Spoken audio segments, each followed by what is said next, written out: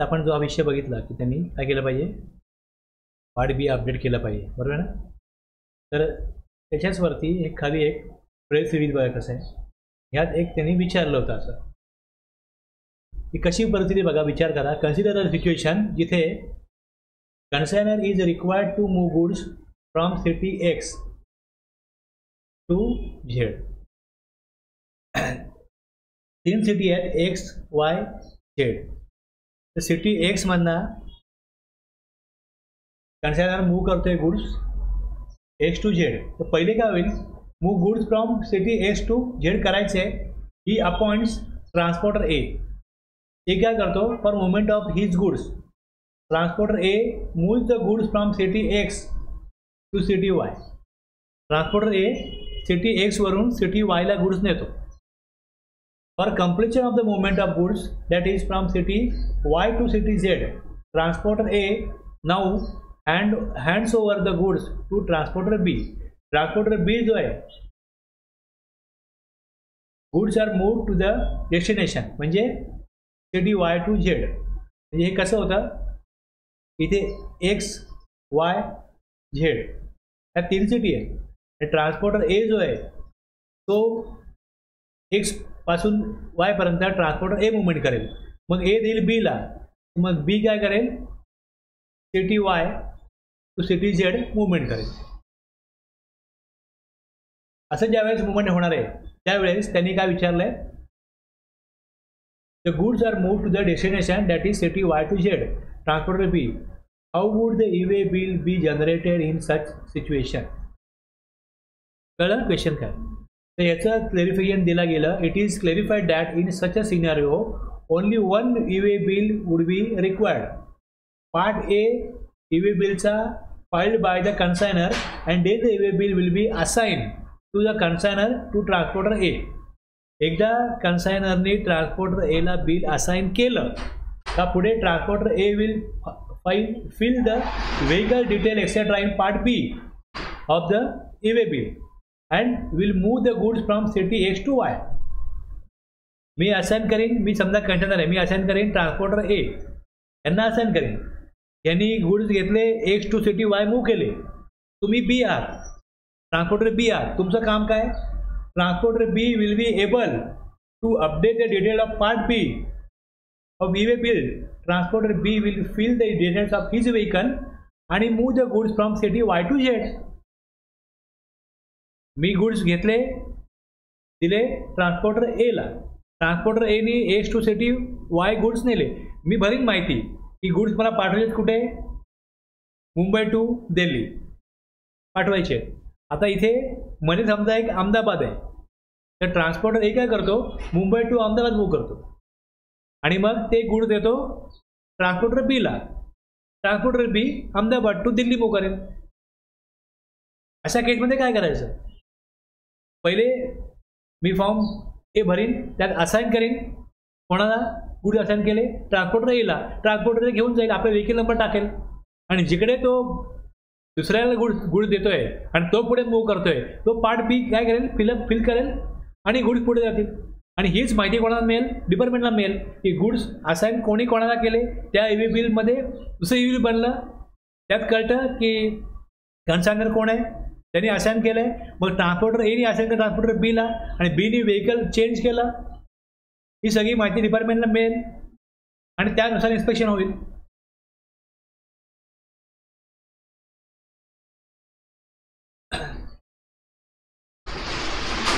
Multiple consignment transported in one conveyance consolidated E way bill be generated. काय केलं जातं, after E way bill has been generated in accordance with the provision of subrule 1.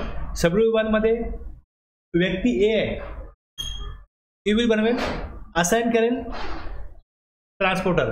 दुसरा B व्यक्ती आहे, B bill बनवेल, assign करेल transporter. म्हणजे part A सगळे भरतील आणि ट्रान्सपोर्टरला बिल ई बिल दिलं, हा आमचा, हे आमचे गुड्स, हे आमचं E way bill. After E way bill has been generated in accordance with the provision of subrule 1 where multiple consignment are intended to be transported in one conveyance. एकाच वाहनामधनं अनेकांचे good जाणार आहेत. मग 10 ई वे बिल ट्रान्सपोर्टरकडे आले की हा आमचा goods Mumbai to Goa पाठवा. The transporter may indicate the serial number of e-way bill generated in respect of each such consignment electronically on the common portal, and a consolidated e-way bill may be generated by him on the said common portal prior to the movement of goods.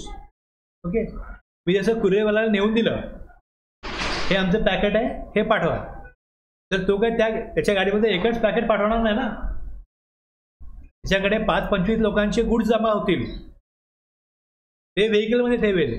आणि जिकडे गुड्सची value सगळे goods मिळून तर 50,000च्या पुढे आहे ना. जो कोण ते मुवमेंट करतोय त्याच्या घराला 50,000च्या वरती गेले गुड्स. मग त्याला तो सगळ्यांना काय सांगतो की तुम्ही काय करा, ए-बिल बनवून आणा. हा व्यक्ती बोलतो अरे माझी ते 50,000पेक्षा कमी आहे, तुझे 50,000पेक्षा कमी आहे, पण माझे जास्त होतील ना 50,000पेक्षा. तिथे असं का ठेवलेलं आहे ऑप्शन की तुम्ही ऐच्छिक करू शकता ए-बिल.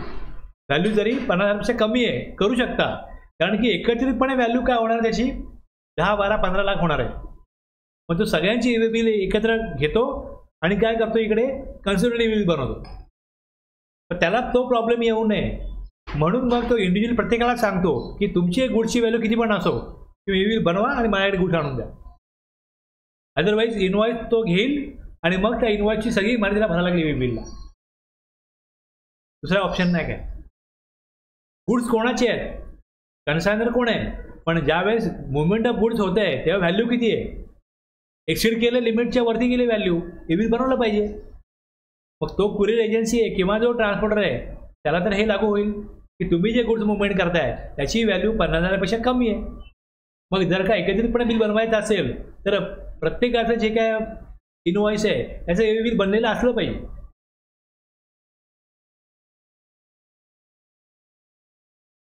Transporter to generate E way bill म्हणजे इथे जेव्हा नियम बनवला आहे त्यावेळेस तशाच प्रकारचं फंक्शनॅलिटी ही पोर्टलला उपलब्ध असणं गरजेचं आहे. त्यामुळे मी दोन्ही वाचलं, पोर्टलचं मॅन्युअल वाचलं, कशा प्रकारे काय करायचं आहे, आणि मग रूल वाचले, मग मला ते क्लिअर झालं. Where the consignor or the consignee has not generated, बघा मी बोललो ते, the E way bill, the aggregate of the consignment value of goods carried in conveyance is more than 50,000, the transporter हे एक्सेप्ट नंतर वाचतो मी. The transporter shall in respect of interstate supply generate the e-way bill on the basis of invoice, bill of supply or delivery challan as the case may be, and may also generate a consolidated e-way bill on the common portal prior to the movement of goods. म्हणजे प्रत्येकाचं e-way bill वेगळं बनवा आणि मग consolidate बनवा. Except काय म्हटलं, in case of transportation of goods by railway, air आणि वेजल, ह्यांना अलाउड आहे, तुम्ही किती पण गुड्स घेऊन जा. Provided that where the goods to be transported are supplied through an e-commerce operator or courier agency, the information in part A may be furnished by such e-commerce operator किंवा courier agency. ते बनवतील आणि मग ते पुढे नेतील, ते बनवू शकतात. म्हणजे जो मुवमेंट करतो गुड्सची, कोण करतो, supplier, recipient, transporter, e-commerce operator आणि कुरिअर एजन्सी, ते इंडिव्हिज्युअली ई-बिल बनवू शकतात. ई-बिल बनलंच पाहिजे. मुवमेंट ऑफ गुड्स गव्हर्नमेंटला माहिती असली पाहिजे की गुड्स कोणाचे कोण घेऊन जातोय, उद्देश हा याचा. मग कोणी ई-बिल बनवावं, सगळ्यांना फ्रीडम दिलेलं आहे, सगळ्यांनी बनवावं ई-बिल. म्हणजे तो अधिकार त्यांना नाही आहे म्हणून आम्ही नाही बनवलं ते असं बोलू शकत नाहीत. सगळ्यांना अधिकार दिले, बनवा e-way bill. Information submitted by e-way bill can be use for filing return. आता इथे जेव्हा GSR-1 भरला जातो ना त्यावेळेस ती माहिती पोर्टलला येते आणि तिकडे एक बटन आहे इम्पोर्ट, म्हटलं का ती माहिती मग सगळी ती माहिती जी आहे तिकडे घेता येते. द इन्फॉर्मेशन पार्ट ए मध्ये इनवॉइसची माहिती आहे ना, HSN कोड सगळी माहिती आहे, जी आपण इनवॉइस, माझ्याकडे इनवॉइस आहे तर तीच माहिती माझ्याकडे सॉफ्टवेअरमध्ये असं आहे, GSR-1ला मी एका क्लिकमध्ये पाठवू शकतो. तर मी हे वापरत नाही. कारण जे मॅन्युअली करतात त्यांना दोनदा करायला लागू नये, तिकडे इम्पोर्ट करता येतं, हे दिलेलं आहे. GSR-1 भरताना ती माहिती वापरता येते. Provided that when the information has been furnished by the unregistered supplier or an unregistered recipient, he shall inform electronically if the mobile number किंवा ईमेल, त्यांना ती माहिती ईमेल किंवा मोबाईलला दे. आता ई-वे बिल बनवलं, ई-वे बिल बनवलं ई-वे बिल, तर किती कालावधीपर्यंत त्याची जी व्हॅलिडिटी ती राहील. ई-वे बिल आज बनवलं आणि माल पाठवते परवा, चालेल का? बनवलं ई-वे बिल, हा काय हे सांगतो ना मी. आता ई-वे बिल तुम्ही आत्ता बनवलं तर किती कालावधी करता त्याला मान्यता राहील. व्हॅलिडिटीचा अर्थ काय? मी माल पाठवलं संध्याकाळी 6 वाजता, ओके 12 वाजता ई-वे बिल बनवलं, माल पाठवायचा आहे मला संध्याकाळी 6 वाजता, किंवा मी गाडी भरलेली आहे पण काही कारणास्तव ती गाडी निघायला उशीर होतोय.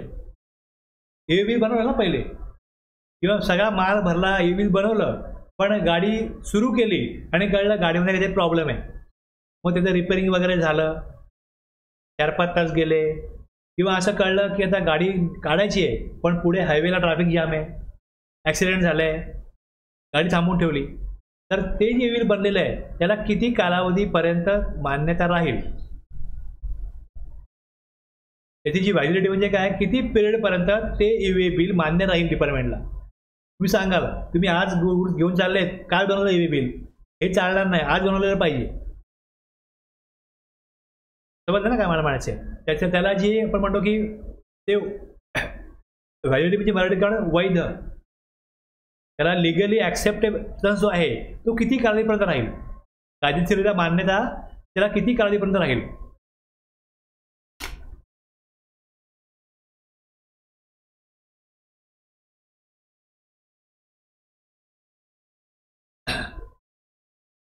त्यापूर्वी मी हे सांगतो की cancellation of e-way bill. Where an e-way bill has been generated under this rule, but goods are either not transported or not transported as per the details furnished in the e-way bill, the e-way bill may be cancelled within 24 hours मध्ये e-way bill cancel होऊ शकतं. चुकीचं e-way bill बनलं, e-way bill बनलं पण पुढे गाडी पाठवलीच नाही, ऑर्डर कॅन्सल झाली, तर मग ई-वे बिल कॅन्सलला क्लिक केलं का तो विचारतो काय ऑप्शन आहे, का कॅन्सल केलं, डेटा एंट्री मिस्टेक आहे किंवा ऑर्डर कॅन्सल झाली असं ऑप्शन देऊन ते ई-वे बिल नंबर मग कॅन्सल होतो. Provided that E way bill cannot be cancel if it has been verified in transit in accordance with the provision of 138B मध्ये त्याचं व्हेरिफिकेशन झालं डॉक्युमेंट्स अँड कन्व्हिन्सचं, मग कॅन्सल नाही होऊ शकत. Provided further that unique number generated under sub rule 1 shall be valid for a period of 15 days for updation of part B. तर एवढं आहे, बिल चुकीचं बनलं तर कॅन्सल होऊ शकतं. आता मी पुढे येतो, व्हॅलिडिटी पिरियड किती असेल. तर व्हॅलिडिटी पिरियड जो आहे, व्हॅलिडिटी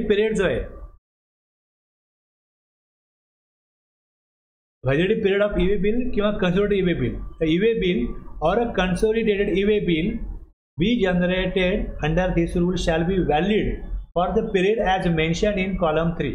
हा कॉलम 3 इथे खाली दिला आहे, कॉलम 2 आहे, column 1 of the table below from the relevant date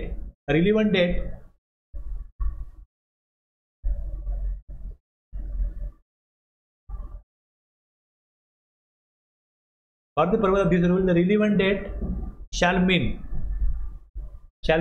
the date on which the e-way bill has been generated, and the period of validity shall be counted from the time at which the e-way bill has been generated, and each day shall be counted as the period expiring at the midnight of the day immediately following पुढचा the date of generation of the e-way bill. relevant date म्हटलं तारीख आहे याची 17 November. 17 November. Relevant date shall mean the date on which the e-way bill has been generated. बनवलं e-way bill या डेटला, and each day count करायचे, 1 दिवस 2 दिवस 3 दिवस, counted as a period expire at midnight of the day immediately following. रात्री 12 वाजता, मी आता 12 वाजता आहे दुपारचे, मी ईमेल बनवलं, रात्री 12ला हा डे संपतो, इमिडिएटली फॉलोइंग नेक्स्ट म्हणजे 18 नोव्हेंबर आहे. Okay, 18 November immediately following the date of generation shall be counted as a period expired at the midnight. रात्री 12 वाजेपर्यंत, रात्री 12 वाजेपर्यंत म्हणजे रात्री 12:59 ओके पर्यंत याची व्हॅलिडिटी राहील. एक दिवस तुम्ही म्हणाला, एक दिवस कसा मोजायचा? बनवला कधी? आज. तर उद्या रात्री 12 वाजे 12 इकडे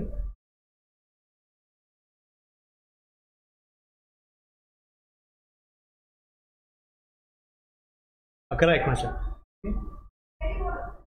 12 वाजता का होईल? 19 नंबर येईल ना. मी 12:01 रात्री म्हणजे 001 म्हणू ना आपण, बनवला इनवॉइस 17 तारखेला 12 वाजून गेले म्हणजे काय झालं? तसे इकडे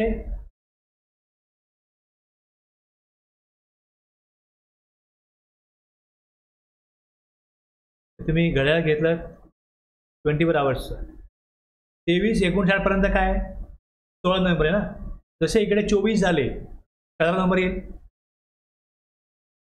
जर मी इथे 24 झाले, इकडे 001 म्हटलं 17 नोव्हेंबर झालं, आणि इकडे 23:59 एक दिवस तसंच आहे. हा एक दिवस असेल याप्रमाणे. जर व्हॅलिडिटी याची एक दिवस आहे, एक दिवस कसा मोजायचा?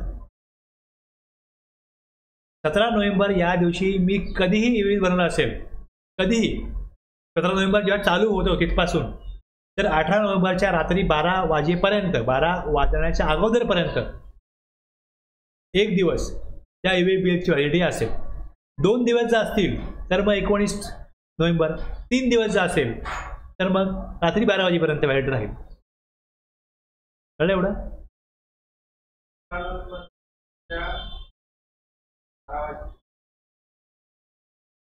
हां, मी तुम्हाला तेच सांगतोय की पहिला दिवस कसा मोजायचा? कुठे? नाही 23:59 पर्यंत 16 तारीख आहे. जेव्हा मी म्हटलं इकडे की इकडे जेव्हा 24 झाले म्हणजे काय येईल? 17 नोव्हेंबर. म्हणून मी वेगळा घेतली 001 घेतली ना. 1 मिनटं झाले, 12 वाजून 1 मिनटं झाले, 12 वाजून 1 मिनिटांनी 17 नोव्हेंबर आहे. मी बनवलं ईवे बिल. तर 18 नोव्हेंबरच्या रात्री 23 वाजून 59 मिनिटापर्यंत, 59 सेकंदापर्यंत ते ईवे बिल एक दिवसाकरता एक दिवस कसा मोजला जाईल?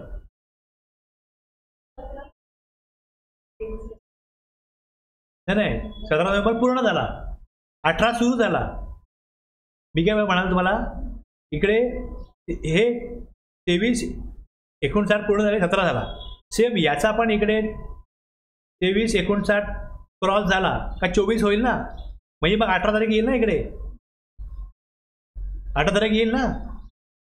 हां, मी तुम्हाला मॅक्झिमम पिरियड सांगतोय. मॅक्झिमम पिरियड एक दिवस म्हटला तर 17 नोव्हेंबरला कधीही तुम्ही बनवा. 17 नोव्हेंबर जेव्हा तुमच्या घड्याळात दिसतो, तुम्हाला मोबाईलला दिसतो, तुम्ही कधीही बनवा ईवे बिल. जर एक दिवस व्हॅलिडिटी असेल तर एक दिवस कसा मोजाल? 18 तारखेच्या रात्रीपर्यंत, जोपर्यंत 19 नोव्हेंबर दाखवत नाही तोपर्यंत एक दिवस झाला. एक दिवस, पहिला दिवस जो आहे तो असा मोजला जातो. तुम्ही 19 केव्हा बोलाल? 19 आला तर 19, 20 केव्हा बोलाल? 20 आला तर 20.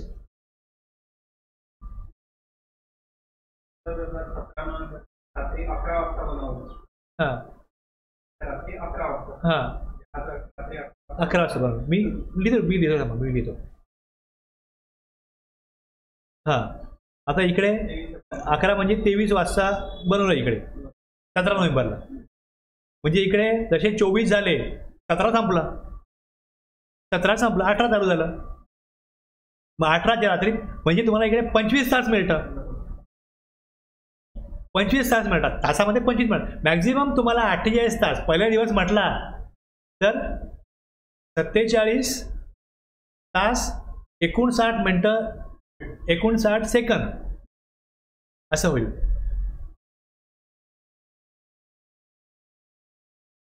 रात्री 12 वाजता बनवलं तर ते 1 तास 59 मिनिटं. जर मी 12 1 मिनिटांनी बनवलं, मी जर 12 वाजून 1 मिनिटांनी बनवलं 17 नोव्हेंबरला, 17ला जे रात्री 12 वाजतील संपली व्हॅलिडिटी. मॅक्झिमम 48 तासापर्यंत आणि मिनिमम मी बघाल ते मिनिमम जर का मी हे रात्री बनवलं 23ला, हे रात्री 23ला बनवलं तर इकडे माझा एक दिवस संपतो 17 ते 18. तुम्हाला कमीत कमी 24 तास 1 सेकंद मिळणारच आहे आणि मॅक्झिमम 47 तास 59 मिनिटं 59 सेकंद. त्यामुळे उद्या माल पाठवायचा आहे.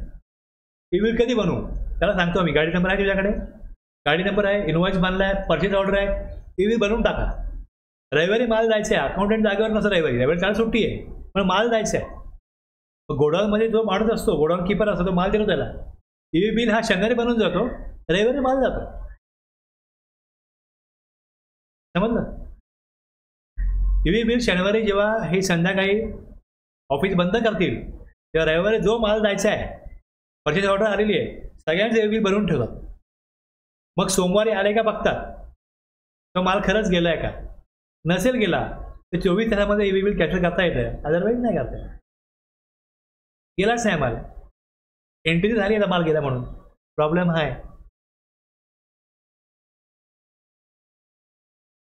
आता त्यांनी ती काळजी घेतली पाहिजे ना. आपण चुकीचं करतोय ना, शेवटी चुकीचं होतं ना.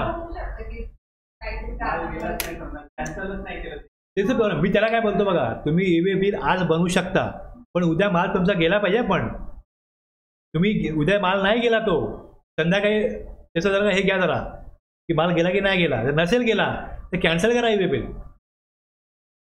तर तुम्ही चुकीची माहिती दिली डिपार्टमेंटला असा अर्थ होतो. तुम्ही गव्हर्नमेंटला चुकीची माहिती सबमिट केली तसा अर्थ होतो. कॅन्सल करा ईमेल बिल.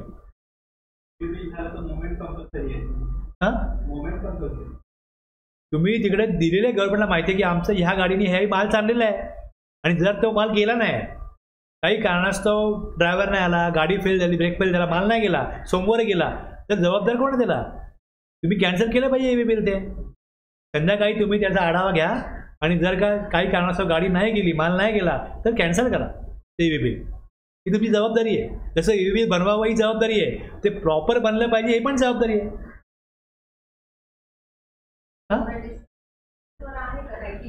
नाही नाही मी येतो ना पुढे. थांबा ना, एवढं तुम्हाला कळलं. पहिले तुम्हाला एवढं हे हा महत्त्वाचा पॉईंट होता की रिलिव्हंट डेट काय, रिलिव्हंट डेट काय हे कळण्याकरता मी 10 मिनिटे घालवली. आता मी येतो ना पुढे. हे बघा, आता जसं मी वाचायला सुरुवात केली, रिलिव्हंट डेट तुम्हाला फक्त सांगितलंय, पुढचं बोलायचं आहे ना मला अजून. Relevant date for the distance within the country the goods have to be transported as mention in column 2. Column 2 up to 200 kilometre. माझं अंतर जर मुंबई टू नागपूर आहे, किती किलोमीटर आहे? 200 आहे, तर मला 1 दिवस. व्हॅलिडिटी पिरियड काय म्हटलं आहे? व्हॅलिडिटी पिरियड 1 दिवस. ईमेल बनवतो तेव्हा डिस्पॅच फ्रॉम आणि डिलिव्हर टू, शिप टू ही दोन्ही माहिती भरलेली ना मी. मग ह्याचे व्हॅलिडिटी पिरियड काय आहे? मी जर का समजा 500 किलोमीटर आहे तर 500 किलोमीटरला आपलं 200 किलोमीटर काय झालं? 1 दिवस. मग 500 3 दिवस झाले ना. मग ते 3 दिवस कधी संपतात? 3 दिवस जर का माझे संपत असतील 17 तारखेला आणि गाडी पोचते 18 तारखेला, तर मला व्हॅलिडिटी पिरियड संपला आहे 17ला. आणि जर ती गाडी पकडली तर व्हॅलिडिटी पिरियड संपला आहे, आता तिथे पेनल्टी लागणार. मग तो पिरियड एक्सटेंड केला पाहिजे. उद्देश हा आहे. ईमेल बनवून आणि सोडून दिलं असं चालत नाही. कधी किती कालावधीपर्यंत ते ईमेल बिल मान्य राहील त्या कालावधीपर्यंत ती गाडी निर्धारित ठिकाणी पोहोचणं गरजेचं आहे. जर काही कारणास्तव गाडीला मध्ये थांबावं लागलं, जसं पावसाळ्यामध्ये पूर आला, काही काळ वाहतूक थांबवली गेली, गाडी ब्रेक फेल झाला, गाडी थांबवली गेली आणि मग तो कालावधी वाढवण्याची गरज आहे, मग तो पिरियड एक्सटेंड केला पाहिजे पोर्टलला जाऊन. हे लक्षात घ्या. तर नाही केला तर EV बिल बनवलं आहे पण व्हॅलिडिटी पिरियड संपला म्हणजे EV बिल बनवलंच नाही असा अर्थ होतो. मग त्याच्यावरती जी कारवाई नियमानुसार ती होणार. म्हणजे EV बिल बनवल्यानंतर ते बघितलं पाहिजे की जो दिलेला कालावधी आहे 200 किलोमीटर कशा करताय. 1 day in cases other than over dimensional cargo or multi model shipment in that at least one leg involves transport by ship. अशा गाड्या आहेत ना, अशा गाड्या यांच्याकरता 200 किलोमीटर फॉर एव्हरी 200 किलोमीटर और पार्ट देअर आफ्टर 200 किलोमीटर या गाडी नॉर्मल गाडी करताय. आणि जर अशा गाड्या असतील ना तर यांना 20 किलोमीटर 1 डे, यांना 20 किलोमीटर 1 डे. नॉर्मल टेम्पो किंवा ट्रक असतो त्याला 200 किलोमीटर एक दिवसाचा. आणि या प्रकारच्या गाड्या असतील ह्याला काय म्हणतात ओव्हर डायमेन्शनल कार्गो. तर 20 किलोमीटर. आणि in one additional day in case other than over dimensional cargo or multi modal shipment in which at least one leg involves transport by ship. म्हणजे ह्यातनं ते उतरवणार आणि मग ते शिपमधनं पुढे पाठवणार. कळलं. व्हॅलिडिटी पिरियड कसा काढायचा. Up to 20 kilometre 1 day in case of over dimensional cargo आणि or multi model shipment in which at least one leg involves transport by ship. आणि फॉर एव्हरी 20 किलोमीटर और पार्ट देअर आफ्टर त्यानंतर 1 additional day in case of over dimensional cargo. आता जेव्हा 12 वाजले तर अजून एक दिवस वाढवायचा आहे तर उद्या 12 पर्यंत एक दिवस आहे. मग ते 12 ते 12. पहिल्या दिवस सुरू कधी होतो EV बनवतो तेव्हा आणि संपतो कधी रात्री 12 पर्यंत उद्या 12 पर्यंत. हा कालावधी फर्स्ट डे मध्येच येतो. कळलं. रिलिव्हंट डेट त्यांनी दिलेली आहे. यामध्ये काउंटिंग तुम्ही कधी करा EV बिल बनवलं तिथपासून करा आणि फॉलोविंग द 1 डे म्हणजे रात्री 12 नंतर पुढे जो पुढचा डे येतो तिथपर्यंत व्हॅलिड राहील पहिला दिवस. आणि मग नेक्स्ट डे रात्री 12 ते पुढचं 12 इथपर्यंत नेक्स्ट डे राहील. 200 kilometre in cases other than over dimensional cargo or multi model shipment in which at least one leg involves transport by ship for every 200 kilometer or part thereafter one additional day in case other than ज्यामध्ये one dimensional cargo किंवा multi modal shipment तिकडे leg involve म्हणजे एका गाडीचा माल जातो आणि पुढे मग शिपमधनं किंवा मग ह्या गाडीतून जाणार आहे तर मग 20 किलोमीटर हा हिशोब लागतो पुढे. ओके. आलं लक्षात.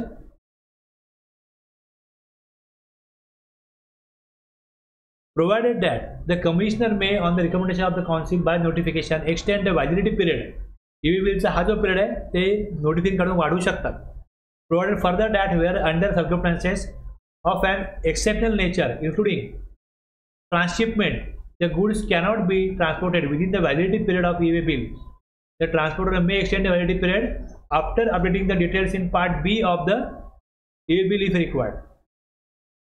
हे काय दिलंय.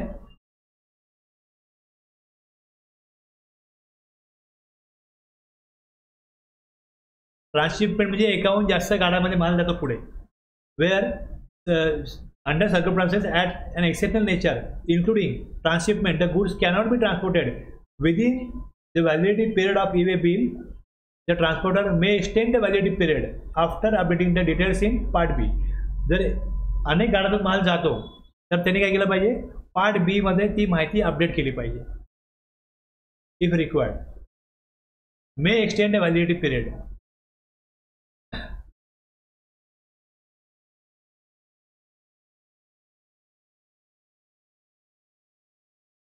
डेट सांगितलं मी. आणि हे जे वन डायमेन्शनल कार्गो कशाला म्हणतात ते ह्या मोटर व्हेकल ॲक्टमध्ये दिले. ज्या प्रकारे मी सर्च केलं गुगलला मला अशा गाड्या दिसतात मल्टी डायमेन्शनल कार्गोमध्ये. हे मगाशी बोललो मी ॲक्सेप्टन्स किंवा रिजेक्शन ऑफ EV बिल करायला पाहिजे. Supplier if register where the information in part A has been furnished by the recipient of the transporter और हे तिथे उपलब्ध असतं ॲक्सेप्ट किंवा रिजेक्ट करायला. Okay. Recipient if register where the information in part A has been furnished by the supplier or the transporter, common portal, and the supplier of the recipient, as the case may be, shall communicate his acceptance or rejection. कोणी बनवलं E way bill? रिसिपियंटनी बनवलं. सप्लायरकडून goods घेऊन चाललेत तर सप्लायरला कळतं तुमच्या वतीने goods चाललेत. जर नसतील चालले त्यांनी रिजेक्ट केलं पाहिजे. सप्लायर बनवतो, ट्रान्सपोर्टर बनवतो तर रिसिपियंटला पण जाईल. ट्रान्सपोर्टरनी बनवलं रिसिपियंटला पण जाईल, सप्लायरला पण जाईल. जर ते तसं नसेल त्याने रिजेक्ट केलं पाहिजे. हे दिलं 138 मध्ये. जर रिजेक्ट नाही केलं, where the person to whom the information specified in subrule 11 has been made available does not communicate the acceptance or rejection. 72 तासामध्ये करायचं आहे.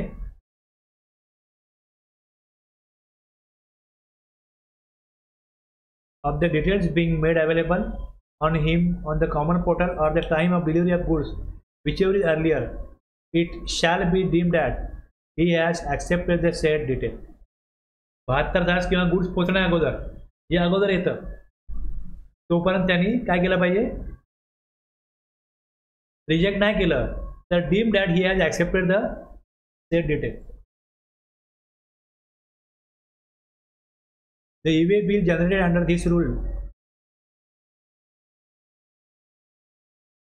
एका स्टेटमध्ये इन्व्हॉइस ई वे बनवलं तर सगळ्या स्टेटमध्ये ते काय असेल? व्हॅलिड असेल. प्रत्येक स्टेटला वेगळे ई वे बनवा असा नियम नाही.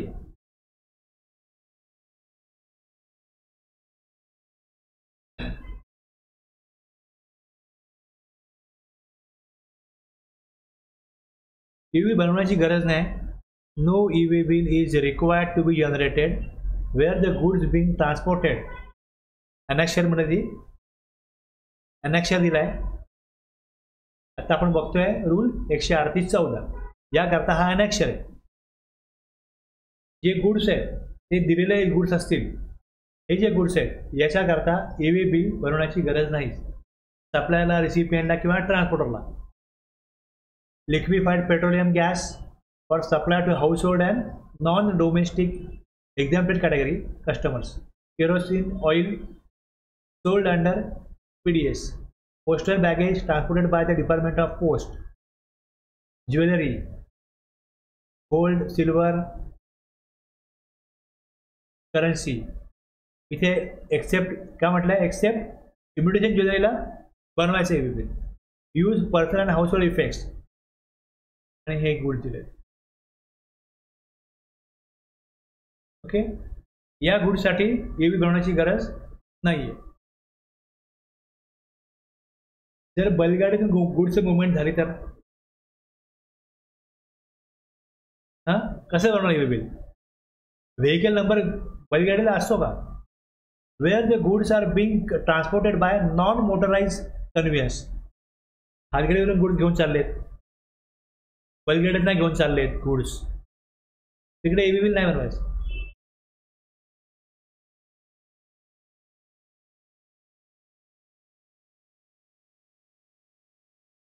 मला एकाने विचारलं ई वे आम्ही बनवलं नाही काय होईल का?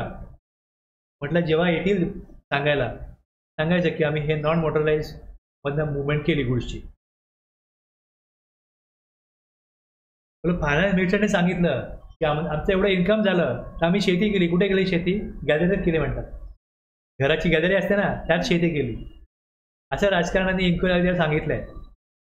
तुम्ही सांगाल की आमचे एवढे लाखोचे गुड्स आम्ही हातगाडीवरून मूव्ह केले, आम्ही लाखोचे गुड्स सांगाल काय तुम्हाला? म्हणजे तुम्ही सांगा. नियमन तसा की जर का आम्ही गुड्स मुवमेंट केलं non motorised conveyance where the goods are being transported from the customer, हे जे दिलं आहे ह्याच्याकरता गरज नाही. In movement of goods with such areas notified area आहे तिथे गरज नाही. आणखीन कस्टम म्हणजे अशा प्रकारचे दिलेले जे मी जेवढा वाचून घेत मला कळेल की इथे काय. आणखीन where goods being transported are transit cargo from और टू नेपाळ और भूतान, याला गरज नाही. डिफेन्ससाठी नाही, डिफेन्सचे गुड्स आहेत, गव्हर्नमेंटचे गुड्स आहेत, एम्प्टी कार्गो कंटेनर आहेत, being transported. Distance from 20 kilometre from the place of the business concern to a weighbridge. वे ब्रिजमध्ये गुड घेऊन चाललेत, ते याप्रमाणे दिलेलं आहे. हे अपवाद आहेत, इथे एबीलची गरज नाही. ठीक आहे. आता हे जे गोल्ड सिल्वर दिले ना, गोल्ड सिल्वर इथे नवीन त्याने रूल आणलेला आहे.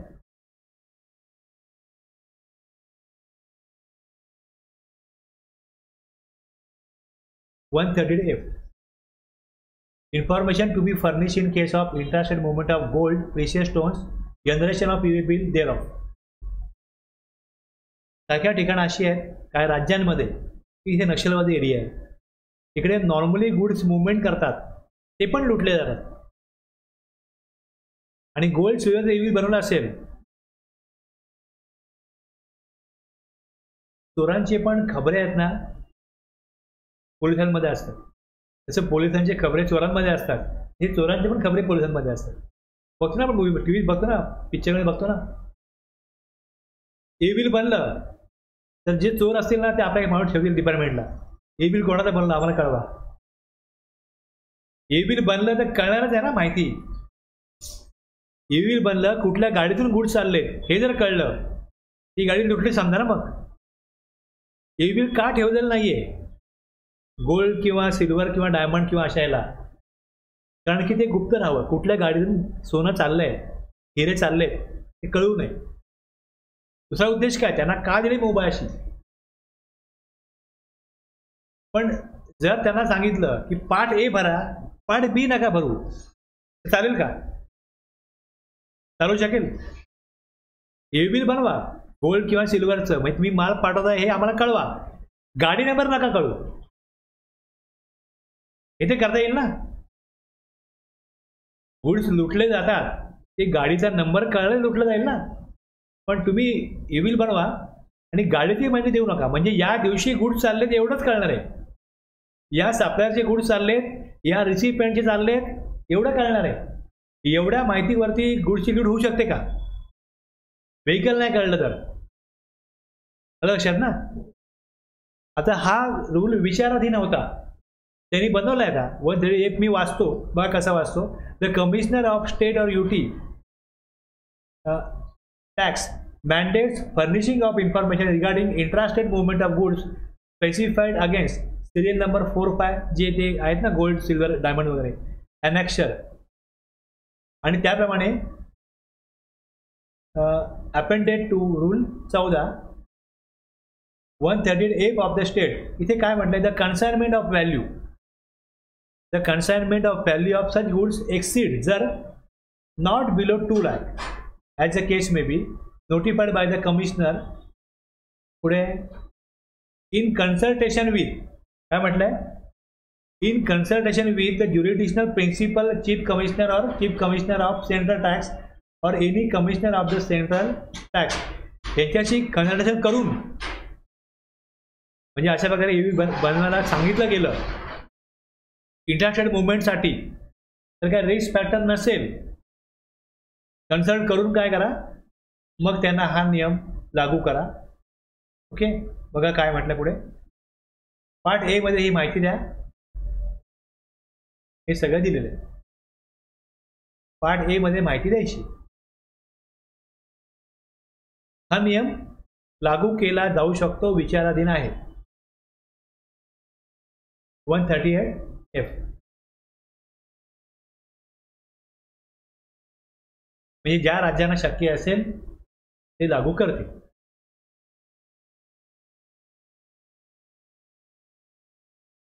आता काय होतं की हे जे सोनं आहे हे किती येतं याचा काही गव्हर्नमेंटकडे हिशोब नाही. कुठनं येतं, किती येतं, विदाउट बिल किती येतं, विथ बिल किती येतं, मुळात हे बिल का केलंय की कळावं गव्हर्नमेंटला कुठले गुड कुठे चाललेत. सोन्याचा भाव एवढा वाढत चाललाय, म्हणजे लोक खरेदी करतात म्हणून वाढतो ना.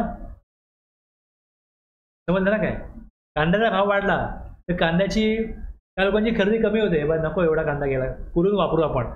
सोन्याचं असं होत नाहीये, सोनं लोक घेतच आहेत, ज्यांच्याकडे पैसा ते खरेदी करतातच आहेत, भाव वाढत चाललाय. पण गव्हर्नमेंटकडे माहिती यायची की जेवढा आपल्याला इन्कम टॅक्स भरला जातो सोन्यावरती त्या व्यापाऱ्यांकडनं त्याहून जास्त सोनं विकलं जातं. म्हणजे मुवमेंट ऑफ गुड्स किती होतं याच्यावरती कंट्रोल नसल्या कारणाने हे होतंय ते काय करणार त्याला. पण मग सिक्युरिटी कोणी द्यायची त्या व्यापाऱ्यांना. तर तुम्ही सांगितलं की ईवे बिल बनवा, मग सिक्युरिटी मग ती जबाबदारी गव्हर्नमेंटची आली ना की तुम्ही हा नियम आणला म्हणून ती गाडी तुटली गेली. मग तसं घडलं तर मग कोण बघणार. असे बरेच प्रश्न आहेत. त्यामुळे रूल त्यांनी जरी बनवला असला तरी त्यामध्ये शब्द पण टाकलाय की कन्सल्टेशन विथ द ते करा आणि ते शक्य असेल पुढचे जे काय परिणाम होऊ शकतात ते बघून हे लावलं जाऊ शकतं का हा नियम तो लागू होईल. आता कनेक्शन होतं ह्याचं या रूलचं की त्यांनी अपवाद दिले नक्षे बनवून अपवाद दिले की अपवादामध्ये बाकी ठिकाणी ठीक आहे की गरज नाही आहे पण इकडे हा जो 4 आणि 5 मध्ये प्रिशियस स्टोन आणखीन सोनं चांदी हा विषय आहे. याच्याविषयी ईवे बिल बनवलं म्हणजे गव्हर्नमेंटकडे माहिती गेली गुड्सचं मुवमेंट होत आहे तर त्याच्यावरती इंटरेस्ट ऑफ रिव्हेन्यूचा विचार केला तर रिव्हेन्यू जास्त वाढू शकतो. ईवे बिल सांगितलं करायला तर कारण की जे दुकानामध्ये सोनं पोचतं सगळं B2Cच आपलं आहे. त्यात मग इनवॉइसिंग पण नाही त्यामध्ये. आणि प्लस काय होतं कॅश परचेस लोक करतात. जे दागिने परचेस करतात ते पण कॅशने परचेस करतात. कसं हिशोब लागणार.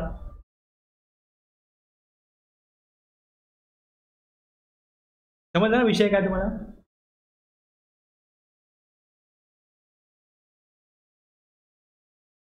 कसं बनवायचं आणि त्यातले वेगवेगळे विषय आपण डिस्कस केले 138 मध्ये. हे बिल बनलं व्हॅलिडिटी पिरियड आला त्यामध्ये कोणी बनवायचं आलं ॲक्सेप्टन्स रिजेक्शन आलं ईवे बिलचं मुवमेंट होते गुड्सची. आता मुवमेंट होते तर 138A हा जो रूल आहे याच्यामध्ये काय होईल डॉक्युमेंट आणि डिव्हाइस त्यांनी काय ठेवले पाहिजे हे दिले. ते डॉक्युमेंट ठेवा. आता डिव्हाइस काय वापरलं जात नाही हे जे डिव्हाइस एक सांगितलं होतं की त्या डिव्हाइसवरूनच कळेल. गाडी डॉक्युमेंट मागायची गरज नाही डिव्हाइसवरून ट्रॅक होईल की या गाडीत काय गुड्स आहेत त्याकरता रूल 138 आहे. The person incharge of conveyance shall carry document copy of e way bill आणि हे डिव्हाइस दिलं आहे radio frequency identification device embedded on to the conveyance in such manner nothing contain in clause B. हे जे दिलं आहे हे रेल्वे करता विमानाकरता जहाजाकरता शिप करता लागू नाही होणार.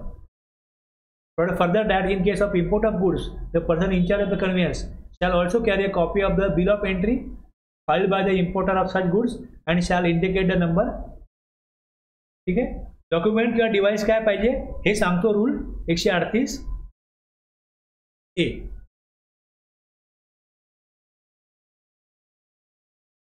रूल 138A मध्ये हे दिलेलं आहे. In case the invoice is issued in the manner prescribed invoicing, the QK reference code having embedded invoice number in it may be produced electronically by verification by the PO in lieu of physical copy. Physical copy ची गरज नाही. Invoice असेल तर त्याचा electronically फक्त QR code दिला तरी पुरेसे. Information in where the registered person upload the invoice under subrule 2, the information in part A e-way bill shall be auto-populated by common portal on the basis of information furnished by invoice. Auto populate होते. Invoicing करतो ना तेव्हा ती माहिती e-way बिलला auto populate होते होईल. म्हणजे the commissioner to notify class of transporter to obtain RFID. म्हणजे इथे हे नाही केलं नोटिफाय करू शकतात. एक अधिकार आहे त्याकडे पॉवर आहे. Transfer to obtain a unique radio frequency identification device and get the set device embedded. म्हणजे ट्रान्सपोर्टरला सांगतील की तुम्ही ते डिव्हाइस गाडीवर बसून घ्या. आणि ईवे बिल कोणाला गरज नाही ती कमिशनर नोटिफाय करू शकतात. हे 138A5 मध्ये. ओके. ईवे बिल बनवलं पाहिजे ते जवळ ठेवलं पाहिजे किंवा डिवाइस जवळ ठेवलं पाहिजे, हे 138A मध्ये होतं. मग पुढे आता व्हेरिफिकेशन होईल 138B मध्ये. व्हेरिफिकेशन 138B सब रूल 1 मध्ये काय होईल? The commissioner or empowered officer may authorise PO to intercept, ते वाहन थांबवता येईल आणि व्हेरीफाय करता येईल E way bill. The commissioner or an officer empowered by him in this behalf may authorize the PO to intercept any conveyance to verify the e-way bill in physical or electronic form. Electronic form मध्ये पण e-way bill चालेल. Printout पाहिजे असं काही नाही. All interstate and intrastate movement of goods. The commissioner shall get RFID readers, हे पण दिले, हे पण आता कार्यरत नाहीये, हे पण प्रॅक्टिकली इम्प्लिमेंट केलेलं नाहीये. Physical verification of conveyance shall be carried out by the authorized PO. The physical verification of the conveyance shall be carried out by the PO as authorized by the commissioner or an officer empowered by him in his behalf. Provided that on receipt of specific information on evasion of tax, physical verification of a specific conveyance can also be carried out by any officer, carried out by any other officer after obtaining necessary approval of the commissioner or an officer authorized by him in his behalf. परवानगीने ते करू शकतात verification. समजलं मी काय म्हणतो?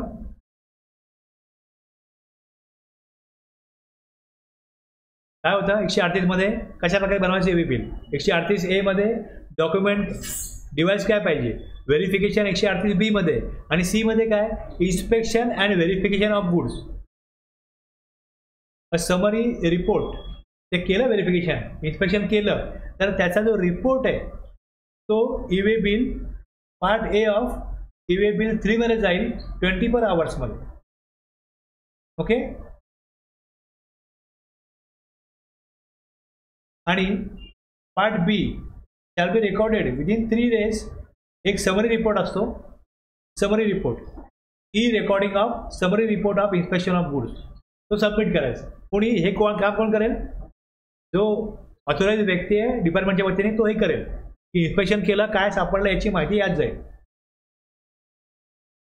आता हे जे फिजिकल व्हेरिफिकेशन आहे, where the physical verification of goods being transported on any conveyance has been done during transit at one place of within the state or UT in any other state or UT, no further physical verification. एकदाच करा, दोनदा नाही करायचं, परत नाही करायचं.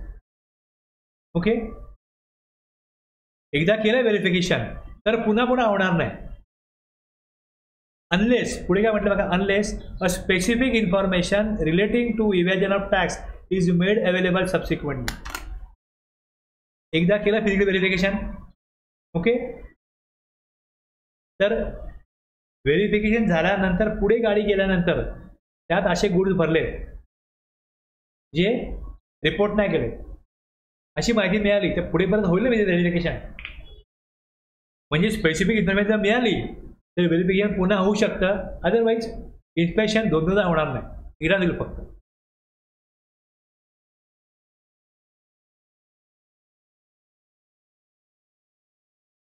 Rule 138D मध्ये काय म्हटलंय, व्हेकल जर थांबवलं आणि इन्स्पेक्शन केलं, तर थांबवलं आणि ताब्यात घेतलं फॉर अ पिरियड एक्सिडिंग 30 मिनिटांपेक्षा जास्त काळ गेला, ट्रान्सपोर्टर कंप्लेंट करू शकतो फॉर्म GST AV 4 मध्ये. एक प्रकारची कंप्लेंट आहे की ही गाडी थांबवली आमची, अपघात झाला, काही तसं नाहीच त्या गाडीमध्ये, आक्षेपार्ह काही गुड्स नाहीत, EV प्रमाणे सगळी माहिती आहे, थांबवलं, आम्ही माहिती दिलेली आहे, तरी पण आम्हाला थांबवून ठेवलंय, अडकवून ठेवलंय इकडे, ते कंप्लेंट करू शकतात. ओके. त्यानंतर पुढे restriction on furnishing of e-way bill. आता ई-वे बिल पोर्टलवरती ई-वे बनवण्याकरता रिस्ट्रिक्ट केलं जाऊ शकतं का, याकरता रूल 138E केला. काही लोक काय करायचे, रिटर्न्स भरायचे नाहीत पण गुड्स पाठवायचे, ई-वे बनायचं. ई-वे बनवता येणार नाही जर रिटर्न फाईल नाही केलं, असा काही नियम पूर्वी नव्हता. त्यामुळे 6-6 महिने, वर्षभर रिटर्न न भरणारे पण बिझनेस करत होते आणि ई वे बिलनी माल पाठवत होते आणि गव्हर्नमेंट त्यांच्यावरती काहीही कारवाई करू शकत नव्हती. मग त्यांनी हा नियम आणला की no person notwithstanding anything contain in sub rule 1 138 मध्ये सांगितलं ई बिल बनवा. तिथे काही म्हटलं असलं तरी no person including consignee transporter e-commerce operator courier agency यांना दिलेलं परमिशन बिल बनवायची shall be allowed to furnish the information in part A e-way bill in respect of any outward movement of goods of a registered person who जो being a person paying composition dealer आहे, जर का तो payment करत नाही CMP 08 मध्ये 2 consecutive quarter, त्यांनी 2 quarter भरमध्ये payment नाही केलं तर त्याचं ई-वे बिल काय केलं जातं, रिस्ट्रिक्ट करता येतं या नियमानुसार. पोर्टलला गव्हर्नमेंट काही करू शकतं पण तसा नियम पाहिजे ना. तसंच त्रिबी नाही भरला अ पर्सन जो क्वार्टरली फायलर आहे 2 क्वार्टरचा नाही भरला, जो मंथली फायलर आहे त्यांनी 6 महिन्या पिरियड दिला. Being a person other than a person specified in clause A has not furnished a statement of outward supplies any 2 months or quarter as the case may be. Being a person other than a person specified in clause A म्हणजे composition दिलेला नाहीये. Not furnishing the return in 3B for consecutive period of 2 tax period return file ठराविक period मध्ये नाही केलं तर e-way bill काय होतं, भरता येत नाही, रिस्ट्रिक्ट करता येतं. आणि रजिस्ट्रेशन सस्पेंड केलं तरी पण काय होईल, ई-वे बिल पण मग करता येणार. 2 months किंवा क्वार्टर आणि 3B return for contribute to tax period हे दिलंय. याप्रमाणे जर का त्यांनी नाही केलं तर ई-वे बिल काय होईल, रिस्ट्रिक्ट केलं जाईल. किंवा नंबर त्यांचा सस्पेंड केला तरी ई-वे बिल काय होईल, भरता येणार नाही. जर रिस्ट्रिक्ट केलं तर मग ब्लॉक केलं, ई-वे बिल ब्लॉक केलं जसं. तर इथे त्यांनी प्रोव्हिजनमध्ये हे सांगितलंय, the commissioner may on receipt of any application from registered person, तो अप्लाय करू शकतो. ॲप्लिकेशन केलं on sufficient cause being shown and reason to be recorded in writing by order, ते अलाव करतील. ऑर्डर काढून ई-वे बिल रिस्ट्रिक्ट केलंय, allow करा E way bill करायला. कळलं?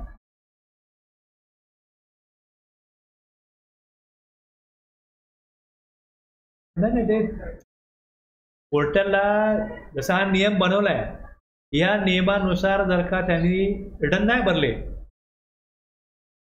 प्रोग्रामिंग केलं त्यांनी, स्ट्रिक्ट होईल तिकडे. सस्पेन्स कसा नंबर सस्पेंड होतो, हा कसा आपोआप होतो, 6 महिने रिटर्न नाही भरले सस्पेंड होतो ना. मग कॅन्सल झाला मग तो ॲप्लिकेशन करतो. पण जसे रिटर्न फाईल केले का जो सस्पेंड झाला नंबर तो ऑटोमॅटिक परत काय होतो, ॲक्टिव्ह होतो. नियम बनवलाय. पोर्टलला इम्प्लिमेंट कसा होतो 2 दिलं इकडे, 2 महिने तुम्ही रिटर्न फाईल नाही केलं. आता जर पोर्टलला प्रोग्रामिंग केलं असेल तर तिथे काय होईल, आपोआप बंद होईल. जर नसेल प्रोग्रामिंग केलं, डिपार्टमेंट काय होईल, 2 महिने रिटर्न फाईल नाही केलं, बंद करा नंबरचा, रिस्ट्रिक्ट करा, करतील. नियम काय बोलतो, गव्हर्नमेंटकडे पॉवर आहे, ते कसं इम्प्लिमेंट करतात, आयदर ऑर्डर करत असतील किंवा ऑटोमॅटिक होत असेल. ऑटोमॅटिक करो किंवा ऑर्डर देऊ, पॉवर असल्याशिवाय करता येणार नाही ना. नियम असला पाहिजे तरच गव्हर्नमेंटला करता येईल. इम्प्लिमेंट हे त्यांनी कसं पण करावं. पण जेव्हा नियम बनवलाय तेव्हा कायदेशीररित्या ती दादागिरी होत नाही, ती अरेरावी होत नाही. नियम बनवलाय. तुम्ही 2 रिटर्न नाही भरले, 2 पिरियडचे रिटर्न नाही भरले, CMP 08 नाही भरला, GSL 1 नाही भरला तर काय होईल, ई-वे बिल नाही भरता येणार नियमानुसार. मग तुम्ही भरा, ते भरा. किंवा दुसरा ऑप्शन काय, असं काही कारण आहे म्हणून तुम्हाला भरता येत नाही, किंवा आमचा बिझनेस आम्ही सप्लाय केला आहे पण पैसे येत नाही आहे, आमची अडचण आहे, मग ते त्यांना ऑप्शन दिलं आहे, करा ॲप्लिकेशन कमिशनकडे, ॲप्लिकेशन करा, त्यांना कारण सांगा, त्यांना पटवून द्या. मग काय होईल, तुम्ही जेन्युइन आहात, तुमची अडचण आहे ती खरोखर अडचण आहे जेन्युइनली, तुम्हाला अलाव करू ना. नियम अगदी केलाय, पण नियम एकदम हार्ड अँड फास्ट नाहीये. ऍप्लिकेशन द्या, कारण सांगा, पटलं कमिशनरला, तुम्हाला काय करतील, रिस्ट्रिक्शन काय रिस्ट्रिक्ट केलंय, परत तुम्हाला बिल पाठवता येईल. No order rejection the request of such person to furnish the information under the first proviso shall be pass without affording the said. त्यांनी जे आता कमिशनर रिक्वेस्ट केली आहे की आमचं तुम्ही ई बिल रिस्ट्रिक्शन काढा, तर त्याचं जे काय ॲप्लिकेशन आहे हे रिजेक्ट करणार नाहीत कमिशनर त्याचं ऐकल्याशिवाय. ओके, बाकी आहे वाचा तुम्ही, फार काही इम्पॉर्टंट नाही आहे. आणि मी हे 138F घेतलं. Okay, precious stone, movement of gold, precious stone इनका करता है.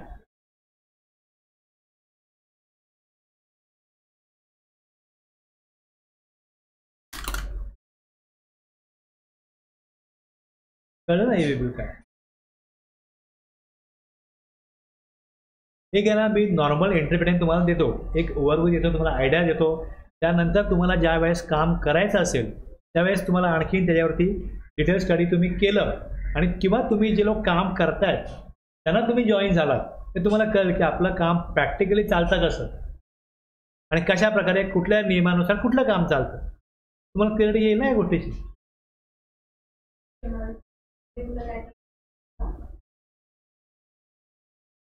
आता बघा मी तुम्हाला सांगतो कसं आहे.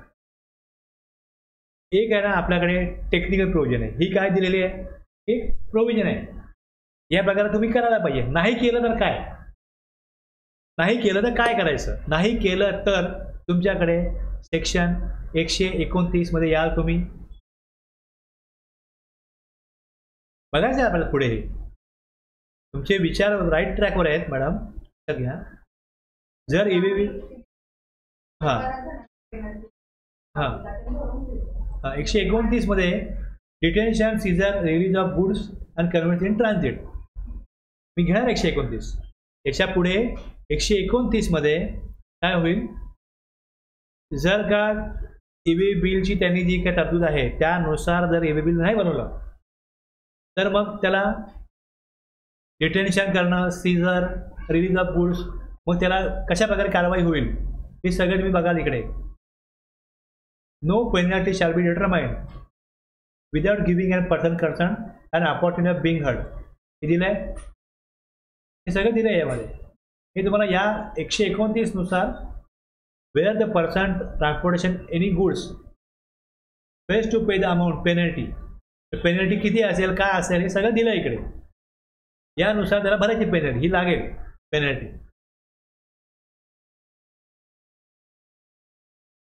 कशा प्रकारे पेनल्टी लागेल, कशा प्रकारे गुड्स सोडतील, किती पेनल्टी आहे हे सगळं याच्यामध्ये आहे.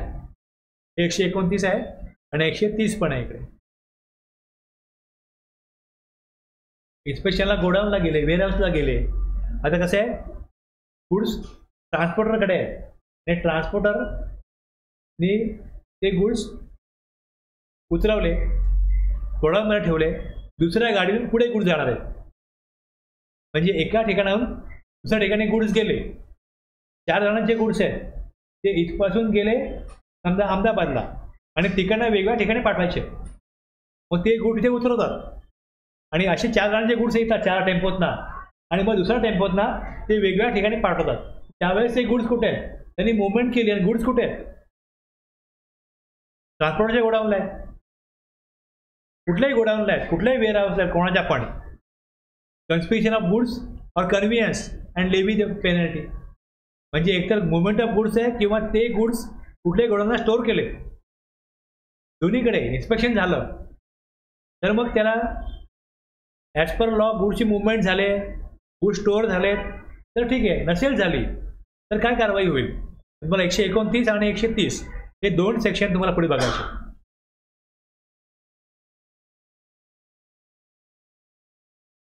ओके, ईव्हीबीला कनेक्टेड या 2 पेनल्टी प्रोव्हिजन आहेत. 129चा गुड संबंधी म्हणजे एक 129 मुवमेंट चालू आहे त्यालाच त्यांनी जर का उल्लंघन केलं कायद्याचं तर मग लागेल पेनल्टी. पण जर तुम्ही बोलाल कुठे मुवमेंट म्हणजे गुड्स आहेत, गुड्स उतरून आम्ही गोडाऊनला ठेवले, मग तेव्हा कारवाई कशी करणार. मग 130 130. गुड्सचं मुवमेंट झालं, गुड्स आले, कुठे गुड्स आहेत किंवा कुठेही समजा की रेट टाकली कुठल्याही वेअरहाऊसला, कुठल्याही कोल्ड स्टोरेजला, कुठेही गोडाऊनला, आणि गुड्स बघितले की गुड्स दाखवा, आमच्याकडे माहिती आहे या एटीएमचे गुड्स दाखवा, आणि त्यांनी गुड्स दाखवले आणि त्याच्यामध्ये काय चुकीची माहिती सापडली तर कारवाई 130 प्रमाणे होऊ शकते. एक 129 स्पेसिफिकली मुवमेंट ऑफ गुड्स आहे आणि 130 गुड्स आहेत ना, कुठे असते गुड्स, आणि मग पुढे याची रिकव्हरी पण आहे ना. आता रिकव्हरी कशी होणार? समजा तो डिफॉल्टर म्हणून सापडला, ताब्यात घेतले गुड्स ताब्यात घेऊन काय करणार? गाडी ताब्यात घेऊन तुम्ही काय करणार?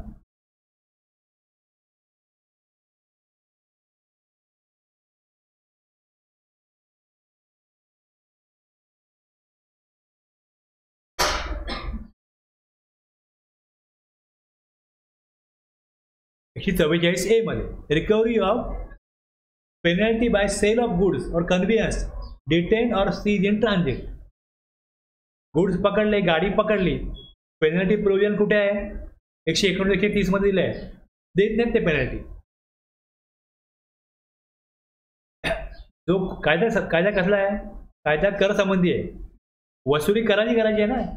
गुड्सचा प्रॉपर कर त्यांनी भरलेला नाही आणि ते भरत नाहीत पेनल्टी, कधीपर्यंत तुम्ही ठेवणार ते? अशाच प्रकारे मग त्याची रिकव्हरी करायची असेल ते गुड्स आणि गाडी विकून 144A. तुम्ही कुठलं पण सेक्शन घ्या, कुठली पण तरतूद घ्या, हे करायचं आहे. ते नाही केलं तर काय करायचं? ते नाही केलं तर एक त्याला पेनल्टी लावा. पेनल्टी नाही भरली तर पुढे रिकव्हरी आहे. पेनल्टी कशी वसूल करायची त्याकरता डिमांड आहे. डिमांडप्रमाणे डिमांड रेज करायचं. कशा प्रकारे नोटीस पाठवायची? म्हणजे एक लक्षात घ्या पहिले की एक आपण नियम बनवला आहे, लॉ मेकरने काय केलं आहे?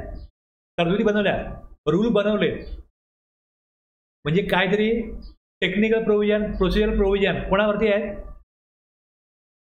ज्यांच्यावरती हा कायदा लागू होतो त्यांच्यावर आहे. तुम्ही त्याला टॅक्स पेअर म्हणाल, आणि जर टॅक्स पेअरनी त्याप्रमाणे त्याची जबाबदारी पार नाही पडली तर हे लक्ष ठेवायला कोण आहे? डिपार्टमेंट आहे, ईच डिपार्टमेंट आहे. त्यांचं काम आहे की तुम्ही या नियमानुसार हे नाही पाळलं तर त्याला त्या प्रकारे नियम आहेत, तरतुदी आहेत, त्यांना विचारणा होऊ शकते. त्यांना विचारणा झाली तर जर चुकलं आहे हे सिद्ध झालं तर मग त्याला पेनल्टी प्रोव्हिजन आहे, आणि जर त्याने पेनल्टी नाही भरली, त्याकडे जी मागणी होईल पेनल्टी ती नाही भरली तर मग रिकव्हरी आहे. समजलं ना? तुम्ही बरोबर विचार करताय की तिथे आम्ही EV बिल त्याने नाही बनलं, मग त्यांना पेनल्टी लावतो कशी काय? कारवाई होते कशावरती? कारवाई सेक्शन 138 नाही आहे, रूल 138 नाही आहे. 68 मध्ये सांगितलं आहे की तुम्ही हे कंप्लायन्स करा. तसं नाही केलं तर त्याची डिमांड रिकव्हरी ही 119, 130 आणि रूल 144A प्रमाणे होईल. आता तुम्ही हे ऑब्झर्व करा की त्याप्रमाणे कारवाई होते की नाही. म्हणजे तो सेक्शन लावला जातो की नाही 119 किंवा 130 किंवा रूल 144.